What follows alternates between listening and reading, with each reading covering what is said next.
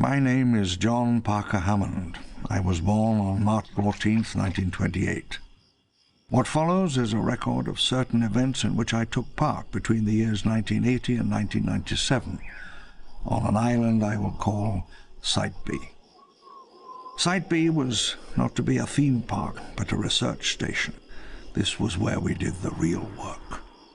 By 1989, International Genetic Technologies had succeeded in their design to genetically recreate the dinosaurs. It was an unprecedented accomplishment, the pinnacle of 20th century science, a work to rank with the achievements of Galileo or Einstein. But it was not all so easy or so simple as it appeared. And seldom hears the true history of such events. What happened at the place where the world changed, how it began, what were the reasons, what was the cost.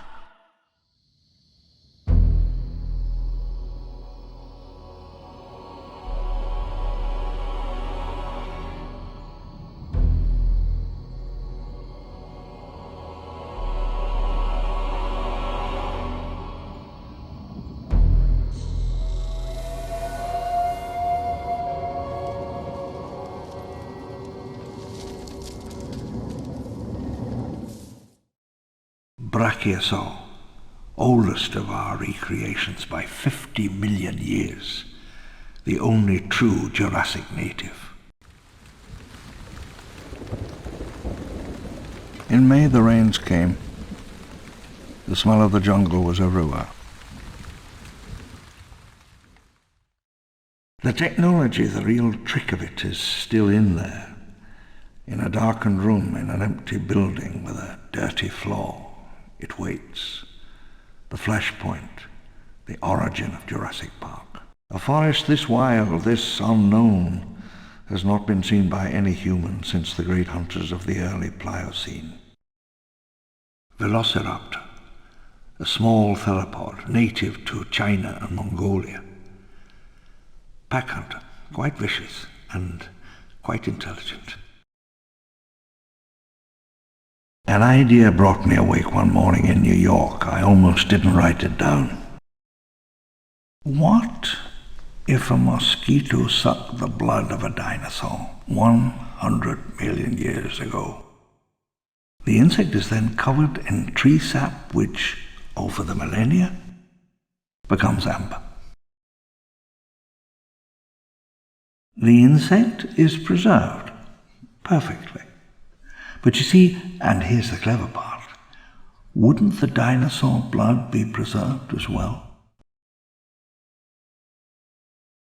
The blood holds DNA, a tiny spiral of genetic code. Abracadabra. Sunlight angled down through the dusty air in Norman's office, and I leaned against a solid oak table as I outlined my plans for International Genetic Technologies. A lost world is a sort of scientific myth, an evolutionary scenario in which an ecosystem is isolated and preserved. The rest of the world changes, leaving a tiny, fragile pocket where ancient species survive. Lindstad guns, by the way, Swedish-made, unbeatable for accuracy and rate of fire. In the winter we began building the supports for the elevated transit system that would unify the island. Concrete towers rose through the jungle canopy. 1981. I stumbled out of the helicopter, already beginning to sweat, and looked around at the lush forest, the wet leaves. The first task was genetic recovery. Acquiring Jurassic or Cretaceous amber, extracting preserved DNA and reassembling the complete sequences. Bringing it up the well, we called it. 3 Cray XMPs move more data faster than any computer center in the Americas. In 11 months, Site B became the most powerful genetics facility in the world. A quiet, locked room, the extinction of species, the history of life on Earth, is being methodically reversed. The hunters landed on May 13th, 1997, deep in the island's southwest. Most of them had worked at my African parks for years. They never stood a chance. By 1983, we held 13 new patents. November 1983, test fertilization of an artificial ovum. My hand shook as I held the tiny eyedropper. 1 drop. 2 drops. There. The genie was out of the bottle. The raptor took shape inside its egg, and I watched it on the ultrasound monitor. It looked like a ghost or a puff of smoke. I began to have my first inkling of the seriousness of our work. How deep the well was. This was life from 65 or 100 million years before mankind. Tyrannosaurus rex, tyrant lizard. They reigned for 25 million years. We grew 7 of them, the 7 rulers of the island. And despite what we'd been led to believe, the T-Rex was not a scavenger at all. We clocked one at 50 kilometers an hour. There was an utter silence. Far away I could hear a Jeep engine idling. We were neither the only covert business to thrive in Central America nor the most dangerous. In the jungle, the forest, and the mountain, 3 raptor tribes staked out territory. Albertosaurs and 7 T-Rex chose their dominions. Uneasy borders drawn around forest, ridges, and ponds. Not all the original species survived. In the end, only a few adjusted to the new world. These became dominant. Building the town was hard. Costa Rican contractors were competent people, but they had to be transported, fed, housed, and afterwards bound to silence. The biotechnicians were compensated for living in exile. High pay, luxury housing. Dennis wanted computer time and money. Henry wanted his state-of-the-art entertainments. These were the elite who could have gone anywhere to work. I had to keep them here. Left to itself, the facility reverts to minimal power, chiefly battery-powered security systems. It can sustain itself almost indefinitely. As I write this, tiles are cracking, smeared with wind-blown dirt and animal tracks. Thick tree roots are pushing up through the asphalt. The island settles itself, beginning to erase all trace of us. Henry Wu was an only child from Ohio, a prodigy. He gained early attention for his undergraduate thesis at MIT. When I came to London, I had neither fortune, nor education, nor connections. Nothing. I leaned against the wall. My whole body shook.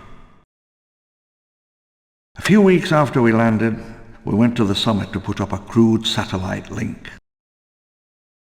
The main laboratory and administrative buildings, this was where we made our discovery, where the real magic trick happened.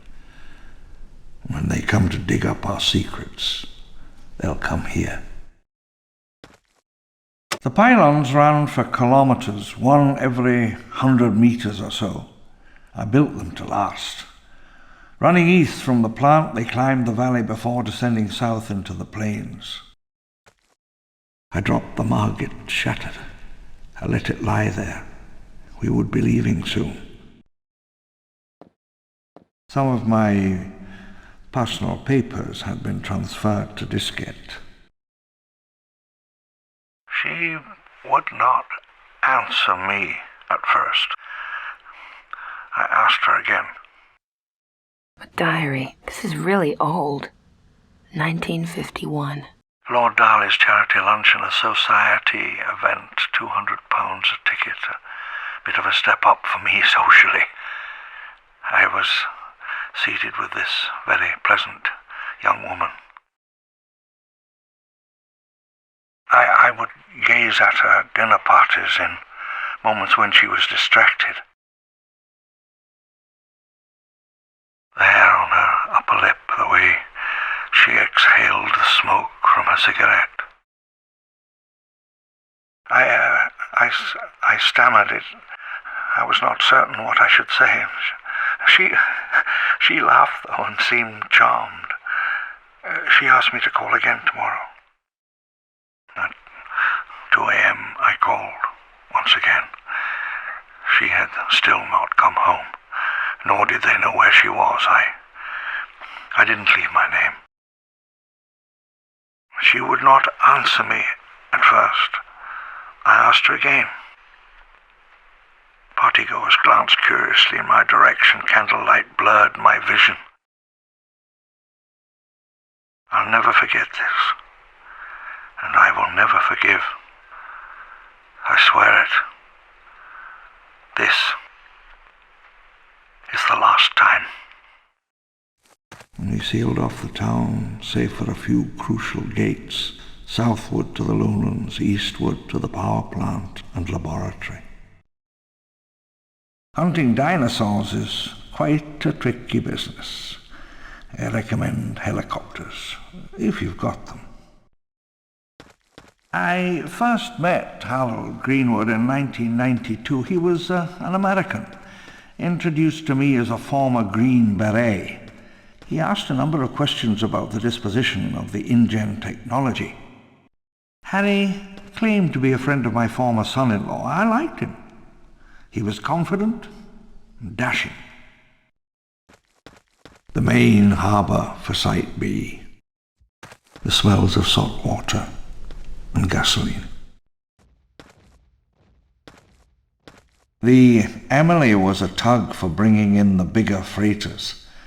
Occasionally we took it out to observe specimens from offshore or to sweep the tide for traces of our operation.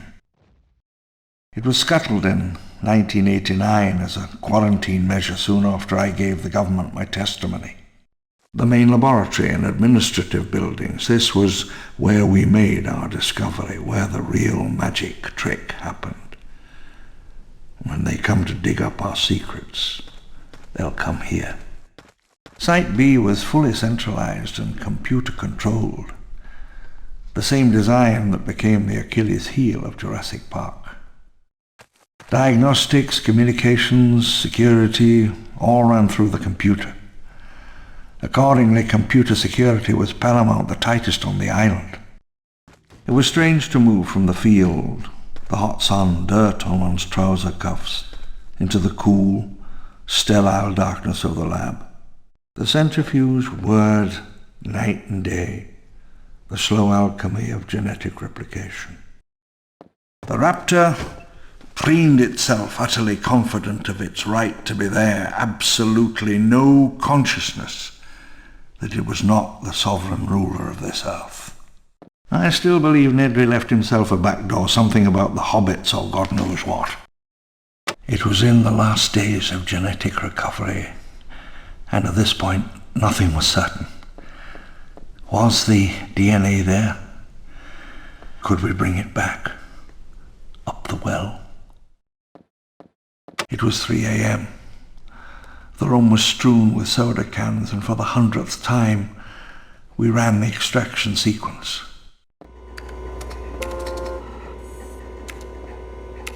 Dennis, what are we looking at here? All my life I'd waited for something great, something extraordinary. As Nedry typed, the world seemed to hold its breath, and for a moment we stood at the turning point between two great planetary eras, the million-year reign of man and the age of the dinosaurs. And then it opened up.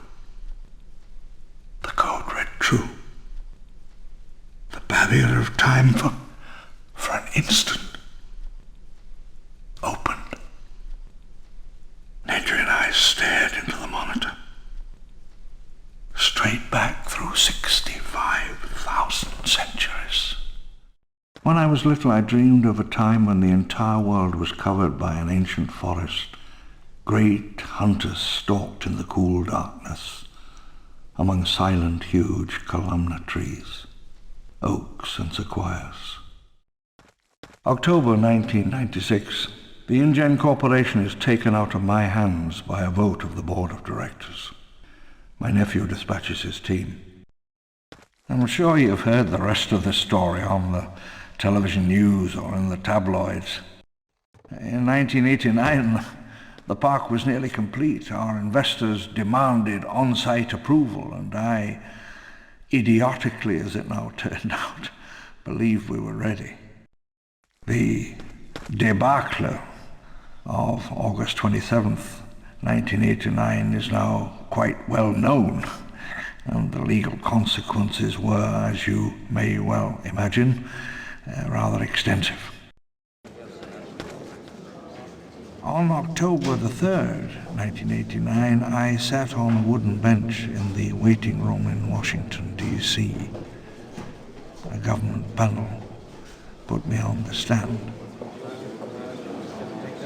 As my name was read out, the session room went silent. They walked up the aisle towards the stand. I was being called to account, but I had no clear explanation to give. I gave myself over to the strange, lonely discipline of the market, investment strategies and profit. I stood apart, master of codes and lost worlds of heat and cold and the sleep of 100 million years. My work lies where I left it. If there is anyone brave enough and clever enough to take it and return the keys to time, perhaps the foundation of a new empire. If we succeeded, the InGen technology would be historic. We were planning to conquer time's power over life, its power to extinguish and erase. It would change all our lives, as profoundly, as irrevocably as the atomic bomb. On that last day, I stood apart from the rest of them. The helicopters were setting down. And before me, the jungle spread out, and I saw that a savage, primal age had begun again.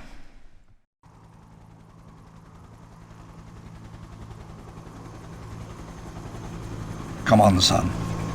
Get us out of here.